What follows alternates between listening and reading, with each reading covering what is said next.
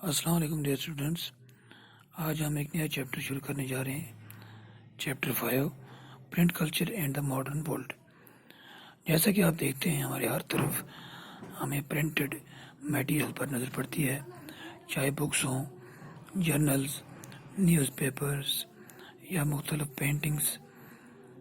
یہ ہماری زندگی کے مختلف ہم دیکھتے ہیں روزمرہ کی زندگی میں یہ چیزیں استعمال ہوتی ہیں. اور اس کے علاوہ حکومت جو ہے وہاں سے حکومت کی طرف سے مختلف آفیشیل سرکولرز نکلتے ہیں یا کیلنڈرز نکلتے ہیں مختلف ڈپارٹمنٹس کی طرف سے یا ڈیفرنٹ ٹریڈ آرگنائزیشنز کی طرف سے.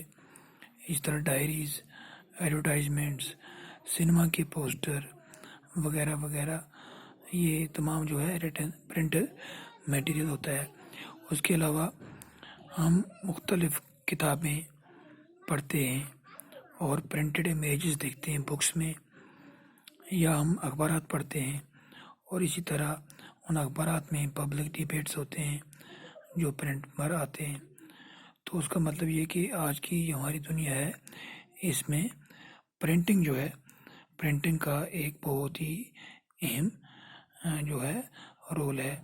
اور اس پرنٹنگ کے بارے میں ہم پڑھیں گے اس یونٹ چیپٹر میں، اور ہم جاننے کی کوشش کریں گے کہ کس طرح پرنٹنگ شروع ہوئی اور اس کی ہسٹری کیا ہے اور کس طرح یہ پوری دنیا میں پھر پھیل گئی.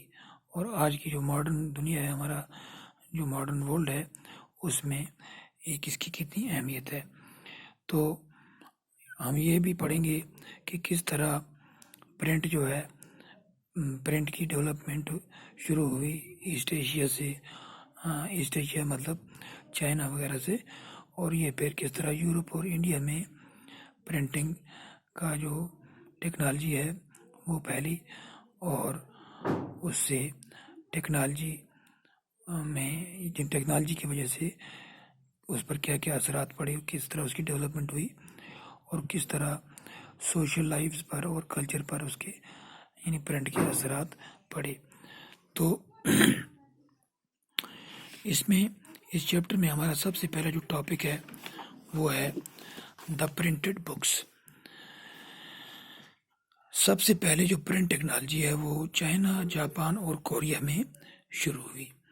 یہ ایک ایسا سسٹم تھا جس میں ہاتھوں سے پرنٹنگ کی جاتی تھی، اور اس کے لیے لکڑی کے جو بڑے بڑے گیلے ہوتے ہیں ان گیلوں پر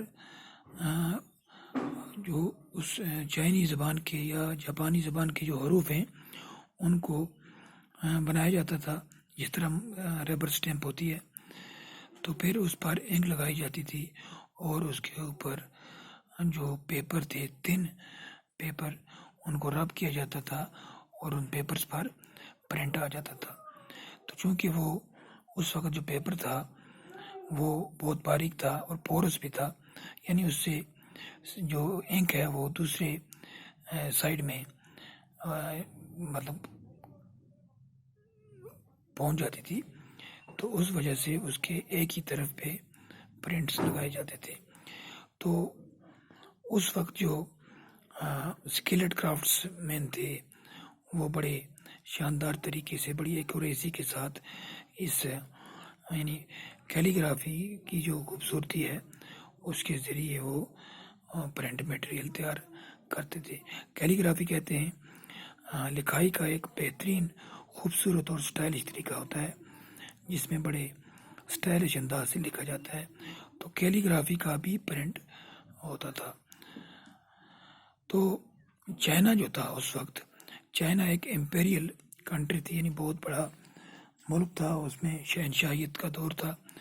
تو اور اس یعنی امپیریل اسٹیٹ نے پرنٹنگ میٹیریل جو ہے اس میں بہت زیادہ رول پلے کیا. اور چائنا میں جو ہے ایک بہت بڑا بیوروکریٹک سسٹم تھا جس کے لیے جو بڑے بڑے افسران تھے ان کو سول سروس ایگزامینیشنز کے ذریعے ریکروٹ کیا جاتا تھا، جس طرح آج کے دور میں ہمارا IAS یا KS کے ایگزام ہوتے ہیں. بالکل اسی طرح چائنا میں آج سے 1400 سال پہلے یہ سسٹم موجود تھا. اور یہ جو سول سروس کے ایگزام ہوتے تھے چائنا میں، اس کے لیے چونکہ کتابوں کی ضرورت تھی، اور کتابیں جو ہیں وہ اسی طریقے سے جو طریقہ ہم نے بڑے پیمانے پر تیار کی جاتی تھیں، اور ان کو جو حکومت تھی وہ تیار کرواتی تھی اپنے خرچے پر. اور اسی طرح جو ہے وہ لوگ جو تھے، مطلب جو لوگ اس میں امتحانات میں طالب علم حصہ لیتے تھے، وہ ان کتابوں کو پڑھ کر تیاری کرتے تھے. اور پھر جب 16 سنچری کے بعد چائنا میں ایگزامینیشن میں حصہ لینے والے کینڈیڈیٹس کی تعداد بڑھتی گئی، تو اس کی ضرورت کو مد نظر رکھتے ہوئے جو اس اسٹڈی مٹیریل تھا اس کے پرنٹ میں بھی اضافہ ہوا. اور پھر 17 سنچری کے بعد چونکہ چائنا میں اربن کلچر جو ہے وہ بہت زیادہ پھلنے پھولنے لگا، یعنی شہروں اور قصبوں کی تعداد بڑھنے لگی، تو پرنٹ جو تھا اس کے استعمال میں بھی، پرنٹ مٹیریل کے استعمال میں بھی بہت زیادہ اضافہ ہوا.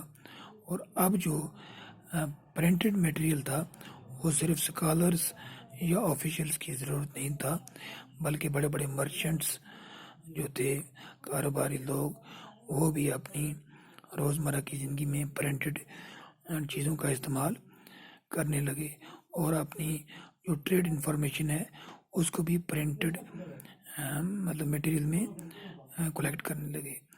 اور اس کے بعد کیا ہوا، جو ریڈنگ تھا، پڑھنے کا جو مطلب ہے، پڑھنا جو ہے لوگوں میں ایک لیجر ایکٹیویٹی کے طور پر ابھر کر سامنے آیا. اور پھر ریڈرشپ میں بہت زیادہ اضافہ ہوا، لوگ پڑھنے لگے، اور خاص کر فکشنل، یعنی جو فکشن کہتے ہیں، یعنی جو چیز نہ ہوئی ہو کبھی، یعنی افسانے وغیرہ، تو یا ناولز وغیرہ، یا اس طرح شاعری یا آٹو بایوگرافیز، یہ جو ہے اس میں لکھنے میں جو ہے کافی زیادہ لوگوں کا رجحان بڑھا. تو اس کے ساتھ ساتھ ڈرامے جو تھے وہ بھی لکھے جانے لگے. تو جب یہ تمام جو لٹریری ورکس جو تھے ان میں اضافہ ہوا، تو ان کے پرنٹنگ میں بھی اضافہ ہوتا گیا، اور عام لوگ جو تھے، مڈل کلاس تک بھی یہ پرنٹڈ مٹیریل پہنچنے لگا. اور جو بڑی بڑی امیر عورتیں تھیں انہوں نے بھی کتابیں یا جرنلز یا میگزینز وغیرہ پڑھنا شروع کیا. اور کچھ لوگوں نے اپنی شاعری جو تھی وہ بھی لکھنا شروع کی، اور بڑے بڑے جو اسکالرز تھے یا آفیشلز تھے ان کی جو بیویاں ہوتی تھی وہ اپنی شاعری یا اپنی تحریریں جو تھیں ان کو کتابی شکل میں بھی جمع کرنے لگی، اور انہوں نے ان کے پرنٹ نکالنے بھی شروع کیے. تو یہ جو نیا ریڈنگ کلچر تھا چائنا میں، یہ جو تھا یہ ایک نئی ٹیکنالوجی کے ساتھ ساتھ چل رہا تھا. اور اس کے بعد جو ویسٹرن پرنٹنگ ٹیکنیکس تھی جس میں مشینری کا استعمال ہونے لگا، میکینیکل پریس آئے، اور یہ پھر امپورٹ کیے جانے لگے لیٹ 19 سنچری میں. چونکہ جو ویسٹرن پاورز تھے انہوں نے چائنا کی جو پورٹس وغیرہ تھے وہاں پر اپنے جو ہے سینٹر قائم کرنے شروع کیا، آؤٹ پوسٹس. تو اس کے وجہ سے جو ہے چائنا جو ہے وہاں پر ویسٹرن ٹیکنالوجی آئی پرنٹ کی. تو شنگھائی جو تھا اس وقت، چائنا کی جو کیپٹل تھی اس وقت، وہ پرنٹ کلچر کا ایک ہب کے طور پر، یعنی ایک بہت بڑے مرکز کے طور پر ابھر کر سامنے آیا. اور پھر وہاں پر ویسٹرن سٹائل سکولز بھی کھلے، اور اب یعنی ہینڈ پرنٹنگ کی جگہ جو ہے وہ میکینیکل پرنٹنگ نے لے لی. تو یہ تھا ہمارا آج کا جو ٹاپک، جس میں ہم نے چائنا میں پرنٹنگ جو ہے اس کے بارے میں پڑھا، کس طرح شروع ہوئی، کس طرح اس میں آہستہ آہستہ ڈیولپمنٹ ہوتی گئی. اب کل جو ہے نیکسٹ کلاس میں ہم پرنٹ ان جاپان یہ اسٹڈی کریں گے. That is enough for today. Thank you.